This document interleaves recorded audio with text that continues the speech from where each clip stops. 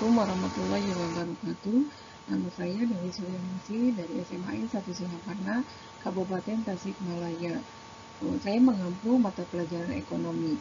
Untuk tahun ini, saya mengajar kelas 10, kelas 11, dan kelas 12.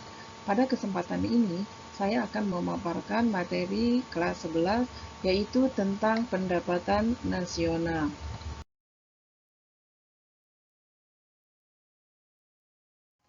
Pengertian pendapatan nasional. Pendapatan nasional adalah pendapatan yang diterima oleh suatu negara selama 1 tahun yang diukur dengan nilai uang. Kenapa harus diukur dengan nilai uang? Karena produksi suatu negara, baik barang atau jasa, bukan hanya satu jenis saja. Dan kalau misalnya tidak dalam bentuk uang, pemerintah atau negara susah untuk menghitungnya. Yang selanjutnya, pengertian pendapatan nasional menurut para tokoh. Yang pertama, menurut Alfred Marshall, bahwa dia mengatakan bahwa pendapatan nasional adalah tenaga kerja dan modal dari suatu negara yang mengolah sumber alamnya untuk memproduksi sejumlah neto komoditi, baik material dan immaterial, termasuk jasa dan yang sejenisnya. Yang kedua adalah menurut Irving Fisher, pendapatan nasional yang hakiki adalah neto yang langsung dikonsumsi pada tahun itu juga. Yang selanjutnya adalah manfaat pendapatan nasional. Yang pertama, menganalisis perkembangan pendapatan dari tahun ke tahun.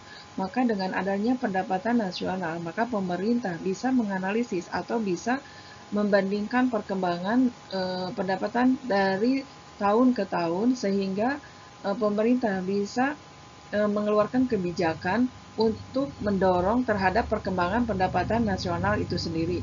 Yang nomor dua adalah untuk mengetahui struktur perekonomian suatu negara. Maka dengan pendapatan nasional tersebut, pemerintah atau negara bisa mengetahui struktur perekonomian negaranya. Apakah negaranya itu termasuk negara agraris atau negara perindustrian?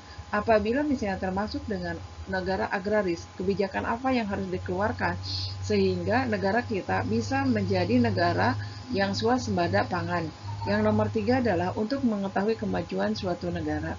Nah, dengan adanya pendapatan nasional, maka negara akan mengetahui terhadap kemajuannya. Apakah negara tersebut dari tahun ke tahunnya itu maju atau misalnya mundur. Yang keempat adalah merumuskan kebijakan pemerintah. Maka dengan pendapatan nasional, maka pemerintah bisa mengeluarkan kebijakan yang harus dikeluarkan oleh pemerintah itu sendiri. Misalnya ketika terjadinya inflasi, apakah pendapatan nasionalnya itu bertambah atau berkurang? Terus kebijakan apa yang harus dikeluarkan oleh pemerintah? Apakah menggunakan kebijakan moneter atau kebijakan fiskal? Yang nomor 5, untuk mengetahui penggunaan pendapatan masyarakat.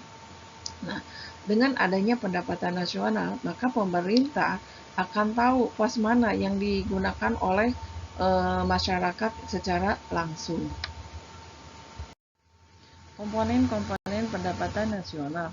Yang pertama adalah PDB atau Produk Domestik Bruto atau GDP atau Gross Domestic Product adalah total nilai barang dan jasa akhir yang dihasilkan oleh suatu perekonomian dalam periode tertentu yang dihitung berdasarkan nilai pasar. Atau PDB adalah barang dan jasa yang dihasilkan oleh warga negara itu sendiri dan warga negara asing yang diproduksi di dalam negeri dalam jangka waktu 1 tahun dan dinyatakan dalam bentuk uang. Nah, di Indonesia, PDB dihitung dari dua sisi pendekatan, yaitu pendekatan sektoral dan pendekatan yang selanjutnya adalah Produk Nasional Bruto atau GNP atau GDP adalah jumlah produk nasional bruto dengan pendapatan neto terhadap luar negeri atau jumlah barang dan jasa yang dihasilkan oleh warga negara itu sendiri yang diproduksi di dalam dan di luar negeri yang dihitung dalam jangka waktu 1 tahun dan dinyatakan dalam bentuk uang. GNP sama dengan PDB dikurangi pendapatan neto terhadap luar negeri. Yang dimaksud dengan pendapatan neto terhadap luar negeri adalah X dikurangi M atau ekspor dikurangi impor Apabila ekspornya lebih banyak daripada impornya, maka pendapatan nasional akan bertambah. Tetapi sebaliknya, apabila ekspornya lebih kecil daripada impornya, maka pendapatan nasionalnya akan berkurang karena harus membayar biaya impor. Yang nomor 3 adalah produk nasional neto atau NNP didapat dari produk nasional bruto dikurangi penyusutan dan barang pengganti modal. NNP sama dengan GNP dikurangi penyusutan ditambah barang pengganti modal. Yang dimaksud dengan penyusutan adalah berkurangnya nilai suatu barang. Berarti harga barang tersebut ketika sudah dipakai atau segelnya sudah dibuka, itu harganya akan berkurang. Nah, itulah yang disebut dengan penyusutan. Yang nomor 4-nya adalah pendapatan nasional neto atau NNI adalah produk nasional neto dikurangi dengan pajak tidak langsung ditambah dengan subsidi. Rumusnya NNI sama dengan NNP dikurangi pajak tidak langsung.